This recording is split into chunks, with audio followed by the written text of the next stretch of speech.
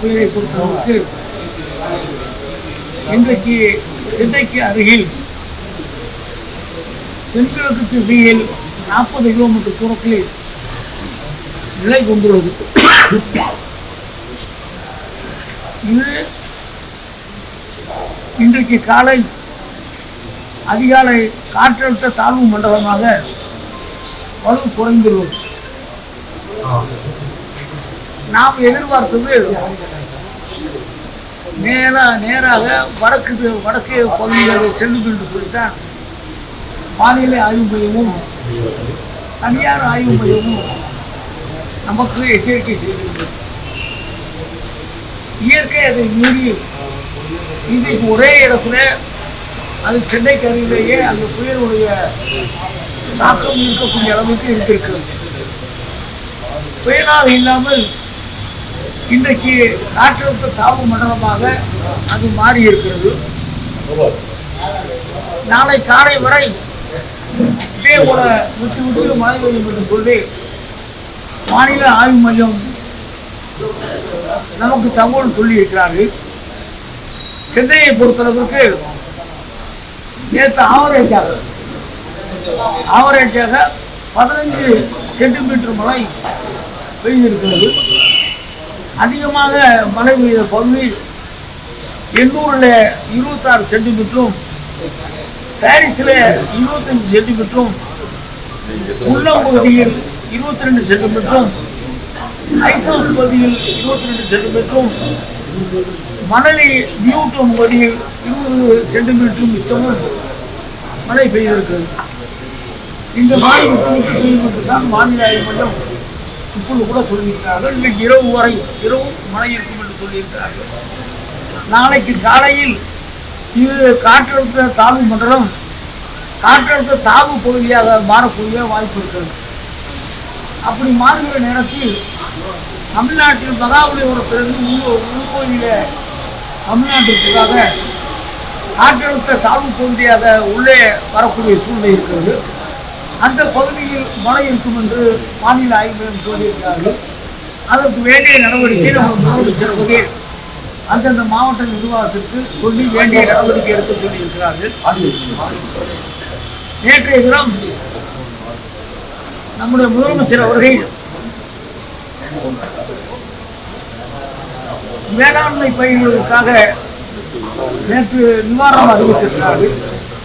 ஒரு ஹெக்டேருக்கு 20,000 ரூபாய் என்று சொல்லி நேற்று அறிவித்தோர் மட்டுமில்லாமல் அதை உடனடியாக வழங்க வேண்டும் என்றும் உத்தரவிட்டிருக்கிறார்கள்.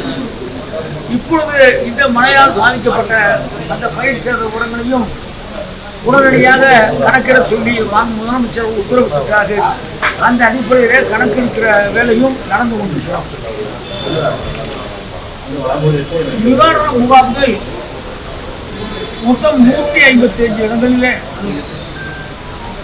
54 நிவாரண முகாம்கள் மொத்தம் இருக்கிறது. அதில் 1127 குடும்பங்களை சேர்ந்த 3534 பேர் தங்க வைத்திருக்கிறோம். அவருக்கு வேண்டிய உணவு உடையெல்லாம் குடிநீர் வசதி போன்ற அடிப்படை வசதிகளையும் நாம் செய்து வைத்துக் கொண்டிருக்கிறோம். உயிரிழப்பை பொறுத்தளவிற்கு 4 உயிரிழப்பு நடந்திருக்கிறது. கால்நடை இறப்பு 582, குடிசை வீடுகள் சேதம் 1601.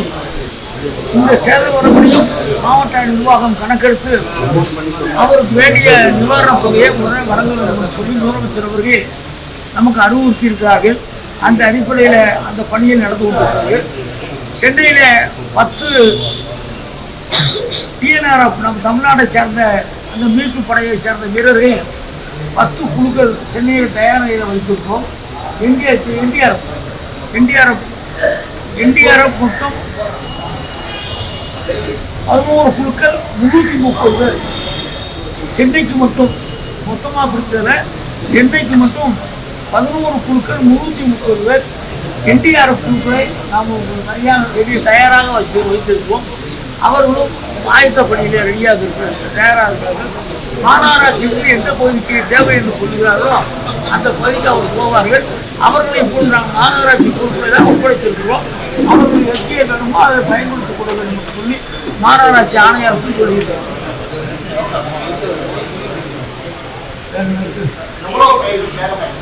நீங்க இன்னைக்கு கணக்கு இருக்கு, போன வருடம் கணக்கு இருக்கு, நேற்று கொடுத்துட்டு இருக்காங்க. போன அக்டோபர்ல வெள்ள பழையில சேதமான பயிர் பூரா நேற்று முதலமைச்சர் உடனடியாக உத்தரவு வழங்கி உடனடியாக பணம் கொடுத்துருக்காங்க. இன்னைக்கு நம்ம எடுத்துருக்கோம். குறிப்பா மொத்தம் 85,500 ஹெக்டேர் பாதிப்பு. அது மழை நீர் வடிந்த பிறகு சரியான கணக்கெடுத்து, அது கூடுதலாக இருந்தாலும் குறைவாக இருந்தாலும் அதை கணக்கெடுத்து அதுக்கு வேண்டிய நிவாரணத் தொகையை மாநில முதலமைச்சர் வழங்கி வருகிறார்.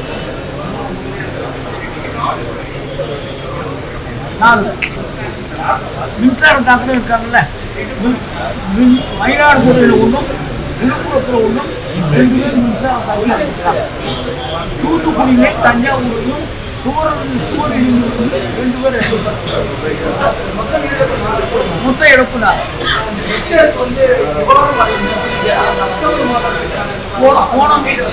போன மழையில அக்டோபர் மாதம் மழையில பாதிக்கப்பட்ட பயிர்களுக்கு கணக்கெடுத்திருந்தாங்க. அவங்களுக்கு ஒரு ஹெக்டேருக்கு 20,000 ரூபாய் கொடுக்க சொல்லி நேற்று மாண்பு முதலமைச்சர் அவர்கள் ஆணையிட்டிருக்கார்கள். அந்த பணி நடந்து கொண்டிருக்கு.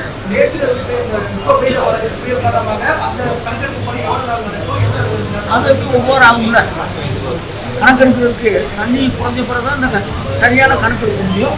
கணக்கெடுப்பு முடிந்த உடனே அது உடனடியாக வழங்க சொல்லி மாண்பு முதலமைச்சர் அவர்கள் ஆணையிட்டிருக்கிறார்.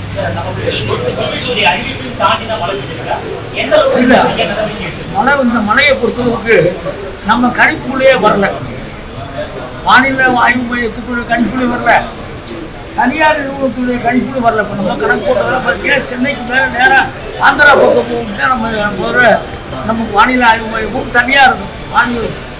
வானிலை ஆய்வு மையம் சொன்னாங்க. அதை தாண்டி இந்த புயல் சென்னைக்கு பக்கத்திலே நின்றுச்சு. இன்னும் புயலாக இல்லாமல் வலுவழுந்ததுனால நமக்கு கொஞ்சம் பாதிப்பு நமக்கு குறைவாக இருக்கும்.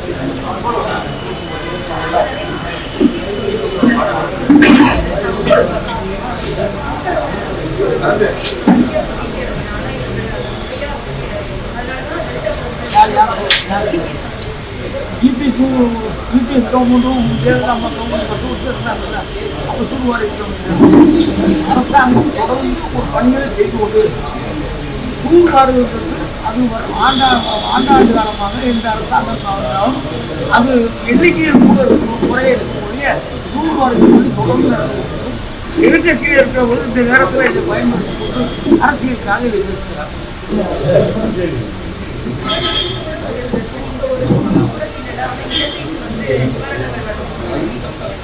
அதாவது மனிதாபிமானம்ங்கிறது ஒரு குறுகிய வட்டத்தில் நம்மளோட முதலமைச்சர் இலங்கையில விமான நிலையத்தில் தங்க வைக்கப்பட்டிருக்க நம்ம தமிழ்நாட்டை சார்ந்தவர்களும் இங்கே அழைத்து வர வேண்டும் நினைக்கிறார்கள். அதே